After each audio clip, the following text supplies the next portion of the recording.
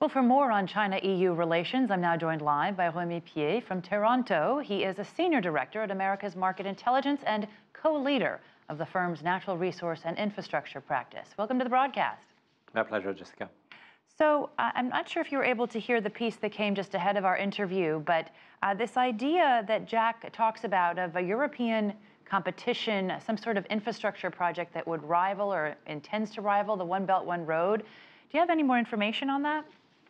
Well, it is an initiative that the European Union is trying to push. They don't want to see only China developing a project towards infrastructure building among the two continents. But I mean, here, the main issue here is to understand that we have more cooperation between countries that represent maybe 2/3 of international GDP and 60% of international trade, trying to move forward for more cooperation. While on the other hand, you have the Trump administration that actually moves towards a more aggressive and immature policy of protectionism. So the issue here is to try to find the right platform for investment development and for infrastructure development between Europe and Asia, whether it's through the One Belt, One Road initiative or some kind of a new project that the European Union will be moving forward. We're still looking at potential more investment on connection between two continents here. So it's interesting, you made this contrast between where Europe and Asia are heading as opposed to the U.S. How are you seeing U.S.-China trade tensions reshape the trade patterns between Europe and Asia? Well, obviously, it's the systemic relationship here on the global arena. The fact that there's more tension between the U.S. and China tends to increase the cooperation between Europe and China. There was a series of potential disagreement ahead of this meeting where we were looking at issues of incentive to Chinese companies for foreign investment or different issues of social dumping that the European Union was actually criticizing China on. Or from the Chinese perspective, complication of access to European markets. All those issues that could have raised tension have kind of been put under the rug. And instead of this, we're seeing a reaffirmation of desire to work together, both in terms of more trade and, as I said, sustainable connectivity is what is actually right now in the draft of joint communique, which means that more infrastructure building, but also more sustainable development, which reaffirms the conviction of both European and Asians into working against climate change or trying to find a sustainable way of working together rather than just turn towards protectionism.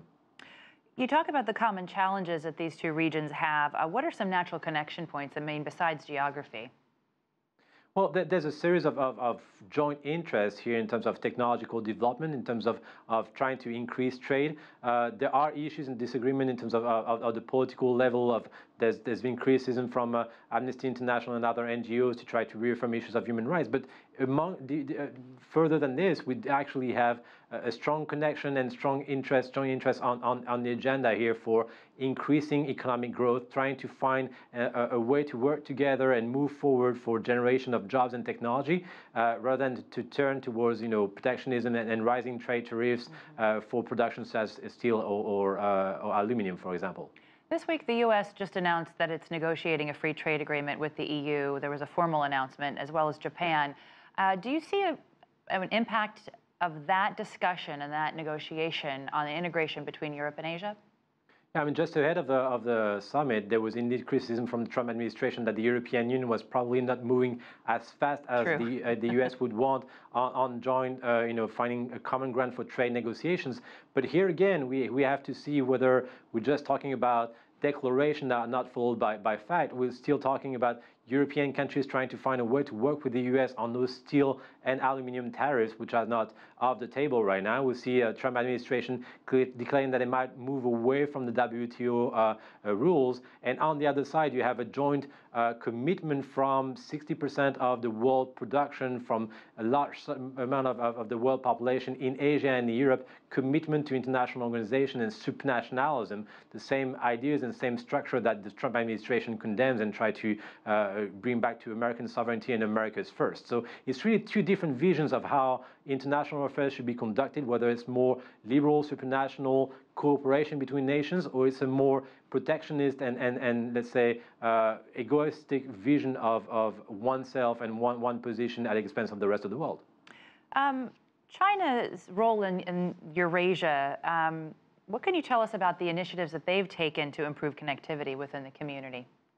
Now, obviously, infrastructure is always key to developing economic development in different countries, but also long-term growth that it would be in the benefits of all population. There's strong regions in the world, whether we're looking at Western Asia, we're looking at Eastern Europe, but even more Latin America or Africa, that meets those essential infrastructure that will allow the unleashing of entrepreneurship and the development in those countries. So the One Belt, One Road, all is alternative from the European Union that could be actually not an opposing project, but more a concerting effort to work the two continents together, would be essential to try to allow some population to move out of poverty and to develop more international development in their country and be part of globalization. So here I'm seeing a lot of emphasis on working jointly and on building, the necessary airport, harbors, roads, train lines that will allow population to move forward and develop.